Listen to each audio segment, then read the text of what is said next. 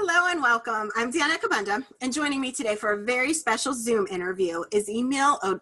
He is a Fika expert and human connection coach and the author of Fika That, a new take on the coffee break that will revolutionize your relationships.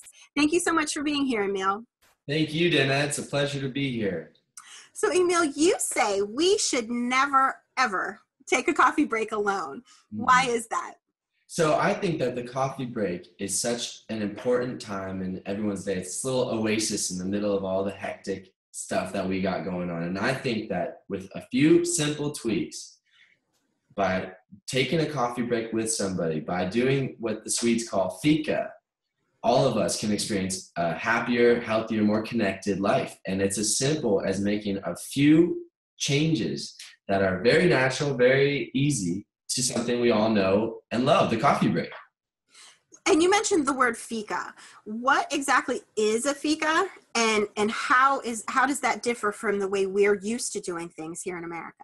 Sure. So a Fika is actually a Swedish tradition where every day you get it in the workplace, you get it at home, you get it with friends. Essentially, Swedes will sit down together for 15 minutes, share coffee, share some snacks, and just have a very casual, fun talk with the whole sole purpose of being present and connecting. And you don't see phones at Fika, you don't see the TVs. People sit down and they share something, like I said, something to eat, which brings in that ancient tradition of breaking bread and forming a connection at a very basic level that you really can't do through words alone. And so it's a very powerful tool that has consistently brought Sweden to the forefront of world happiness. Every year they're top 10 country, whereas America, unfortunately, we haven't been for quite a while. I think that this simple tool can really have profound effects here in America. And what are we facing? What is that lack of connection doing to us here in America? So unfortunately, that lack of connection is a very real issue. Today, 80 million Americans report having not even one friend to talk to. Wow. And that alone is a pretty startling statistic. But when you factor in recent research that shows that prolonged loneliness is as dangerous as smoking 15 cigarettes per day, the numbers become even more terrifying. So we are facing what I like to call a loneliness epidemic here. And I think that it's a very real issue, but it can be solved rather easily. And I think Fika can be one of those tools that we use on a daily basis at home and personally and on a society-wide level that can really affect some profound change. And it seems like it should be something simple to do, but I feel like a lot of people might be hesitant to really reach out and establish those connections.